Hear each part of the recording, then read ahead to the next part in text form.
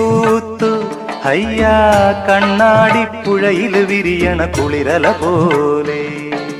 കണ്ടില്ലേ കിന്നാരം പറയണൊരാളെ അയ്യാ ഇല്ലിക്കാടടി മുടിയുലയണ കലപില പോലെ.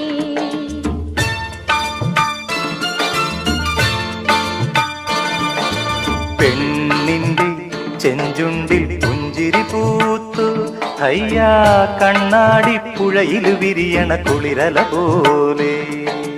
കണ്ടില്ലേ കിന്നാരം പറയണൊരാളെ